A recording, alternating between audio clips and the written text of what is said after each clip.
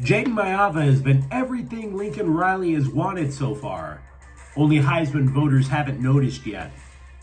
The Rams' method continues to confuse the scribes, but the rest of the NFL is impressed, and the Dodgers have begun making last-minute bullpen adjustments. Good morning. I'm James.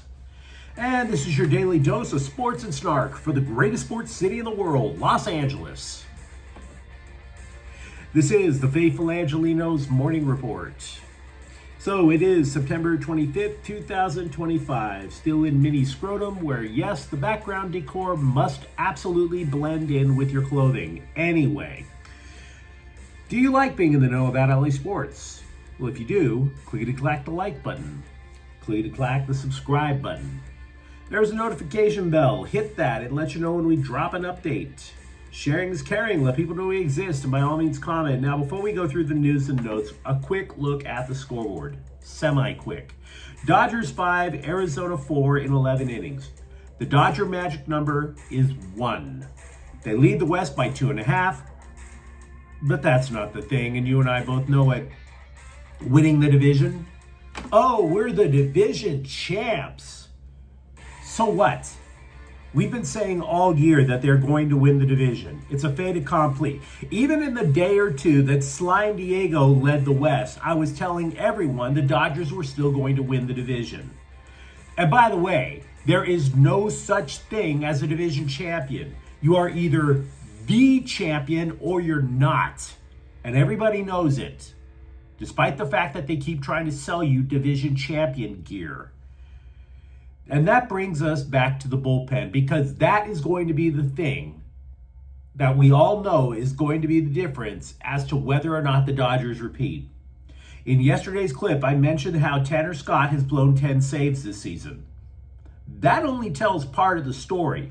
Last night, the bullpen, the total statistical compilation of the bullpen, blew their 27th save last year. 27. You cut that in half, the Dodgers have the best record in ball, and it's not even close. They'd be the only team in MLB with more than 100 wins. So we're going to talk more about the bullpen in a few minutes. By the way, today, the Dodgers' chance to win the West starts at 12:30. They're in Arizona. Now let's get to the news. Because USC legends are lining up behind Jayden Maiava, and it's a lovely thing to see. Matt Leinart, of all people, is actually driving the bandwagon. He hyped the guy as a Heisman candidate right out of the gate. And being a Heisman winner himself, you would think he would know something about it. Now that the Trojans are about to embark on a 3-game gauntlet against ranked teams, you might wonder, why is the hype, though, still only coming out of SoCal? Why isn't it being embraced? He's been way better than what people anticipated. He's averaging more than 300 passing yards per game. The dude hasn't thrown an interception yet this year. That was key. We were all talking about how many interceptions he threw last year, because he was either amazing or a dumpster fire. There was no middle ground. He threw 6 picks in 4 starts last year. I'm just going to tell you something. There's a reason why he hasn't gotten the hype. Because none of his opponents are ranked in the top 100 in total defense. He picked apart 4 teams with lousy defenses. Now, I wouldn't sweat this lack of attention right now. Consider who the Heisman favorites were at the start of the year. Does anyone want to hand the Heisman to Arch Manning? Anyone? Outside of the Manning cast on Monday night? Does anybody remember Garrett Nussmeier? That was a dude that the Trojans pulled to pieces in the season opener last season. He was supposed to be a Heisman favorite. I don't even know if I'm pronouncing Cade Klubnik's name right. All 3 of them. It was supposed to be a 3-way dogfight. You don't hear a damn thing about any of them now. So it's in flux. Maiava keeps winning. His name keeps arising. Simple as that. 2026 quarterback recruit Jonas Williams from Illinois, by the way, committed to USC. He's absolutely killing it. So now USC and Lincoln Riley, of course, are probably going to continue to build their rep as a quarterback factory. Williams' team is 4-0. He's passed for 1,192 yards and 16 touchdowns. Now, Williams was originally an Oregon recruit. I read, and I'm going to bring up why I don't normally go into the statistics of recruits during their senior year, but I want to bring this up to you because I'm noticing something that kind of links with other things I've read about SC's new recruiting philosophy. Because we've obviously seen that Riley has finally embraced the idea of keeping California prospects around. When Pete Carroll ran things, people are saying that Riley is starting to understand and embrace what Pete Carroll did. Remember, Pete Carroll actually taught a year at USC before he took the Raiders gig. Pete Carroll's philosophy was, we are going to recruit the hell out of California unless we see a potential first-round pick out of another state. So, we know Riley has a rep as a quarterback whisperer. Did he follow it to a T? Follow Carroll's philosophy to a T? Did he say, look, we're recruiting the hell out of California, but that quarterback, I don't care that he only has 4 stars. I could turn that guy into an NFL starter. Is that what they see in Jonas Williams? By the way, something I neglected to mention yesterday. We discussed the improved pass rush over at SC. I didn't know that they were tied for the lead in the nation with 16 sacks. 9 Trojans, by the way, have at least 1. So in other words, it's not one guy just blowing everybody up and the rest of the D-line just enjoys the ride. No, they're all pitching in. A lot of Trojans news to discuss. Feel free to let me know what you think in the comments thread. The Athletic has surveyed front office executives and coaches across the league. They asked them to rank teams by which ones are run the best. The Rams are 3rd. Now, unlike many rankings that you see created in the press, this one matters. And it matters because it's not just one scribe's opinion. Some scribe pulling things out of his butt just so we can get a cheap byline and get paid for nothing. This report, this survey, they went to all the guys who know what it's like to be in a draft room. Salary caps, game planning, team building on levels that you and I, no matter how much we say we know football, they know this stuff way more than we do. One executive described the whole process as, quote, the best teams have a uniform vision to align with their core values, unquote. Exactly. So to go back to the Rams offseason, for example, when the scribes were beside themselves, why didn't the Rams upgrade in defensive backfield? And we were saying it all offseason long.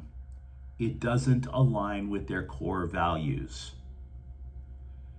The Rams want to put quarterbacks in body bags.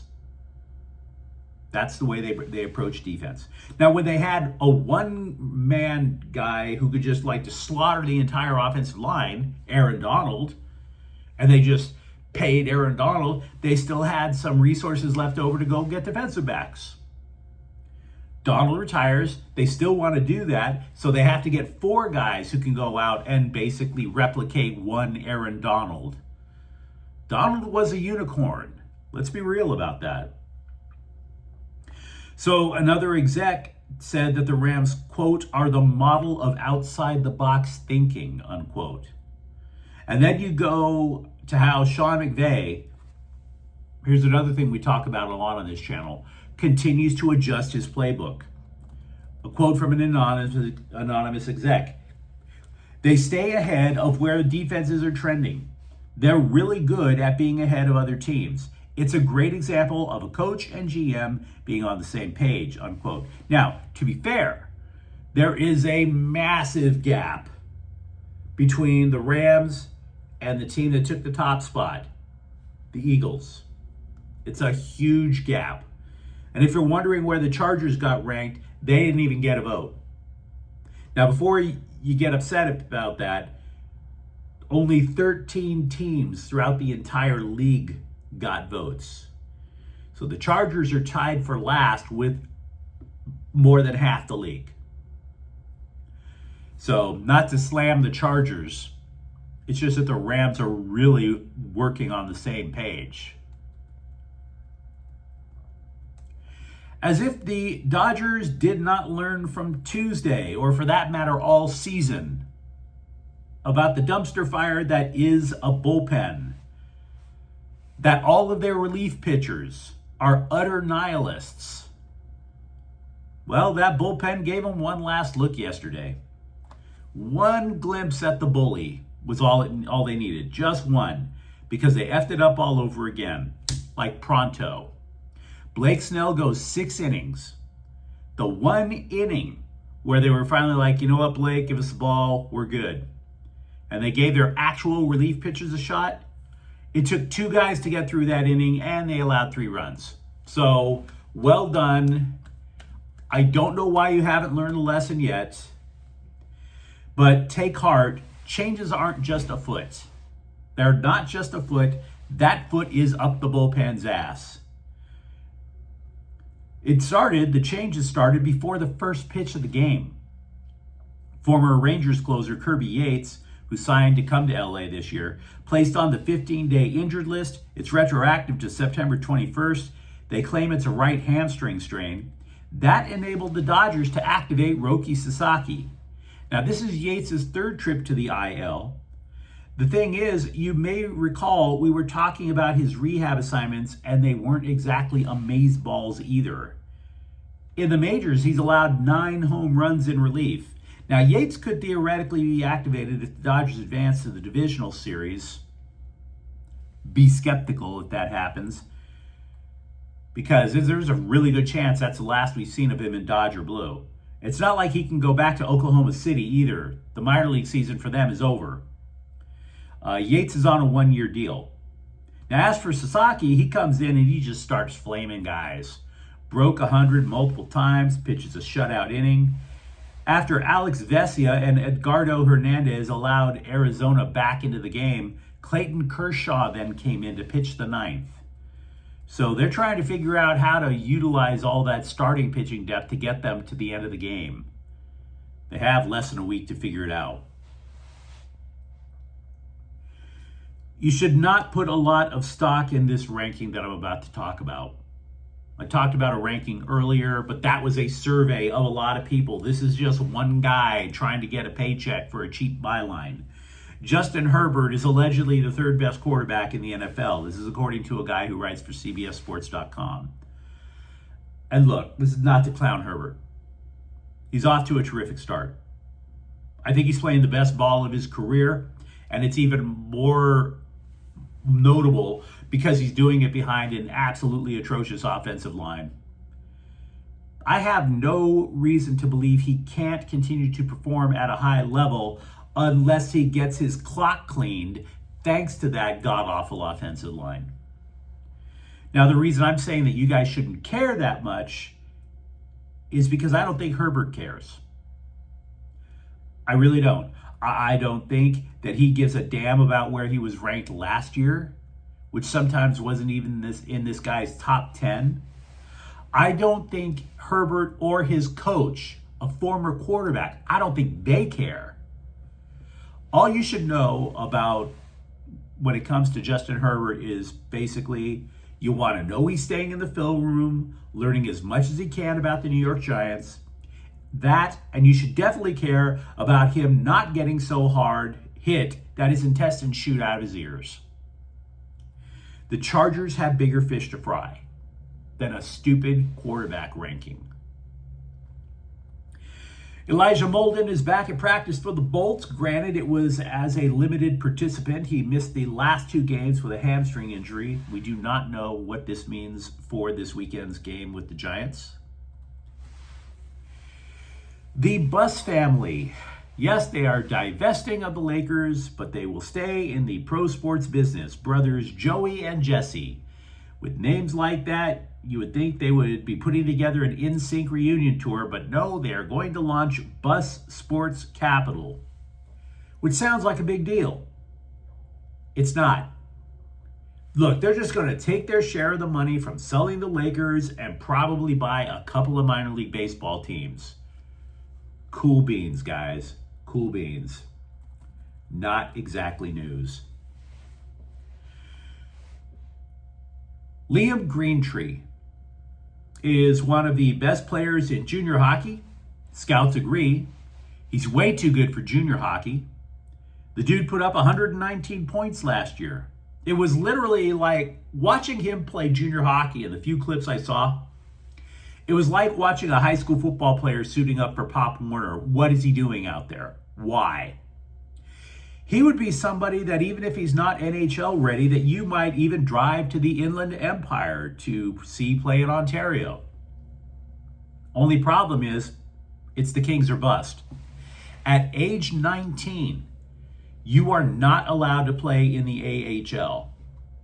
So, it's either land with the Kings or you go back to the Littles, where you would learn absolutely nothing to refine your game.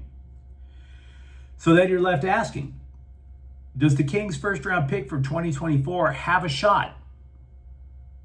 Kinda. The Kings had their top 12 forwards set until Corey Perry's knee collapsed. Now, Greentree resisted the urge to look at Perry and say, okay, Boomer, it's my time.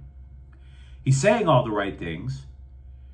But back in his mind, you got to be thinking he's like, I don't know, feeling like he's in college and finding out that the chick at the Kager is still a high school junior, kind of creeped out. By the way, if you're wondering, Minnesota allergies are real. Finally, the Sparks are going to invest $150 million in a new practice facility. It'll have state-of-the-art everything, including a staging area with all the latest filters so Cameron Brink can snap the highest quality thirst traps. But it doesn't really matter, guys. The way the Sparks play, the way the Sparks don't win, they may as well just get that Spirit Halloween sign ready, like about halfway through the year, because that's all it's going to be good for. But you let me know what you think in the comments thread. Talk to me, for example, is Jayden Maiava a Heisman candidate and the rest of the country doesn't know it yet? Are the Rams, in fact, the third best run NFL team? And if you enjoyed this update, don't forget to subscribe to Faithful Angelenos. We're talking LA sports every single day. Thank you for watching. I'm James. We'll be back tomorrow. Hopefully the allergies are fading. And Faithful Angelenos is a Kian Cortel Queso production. Take care.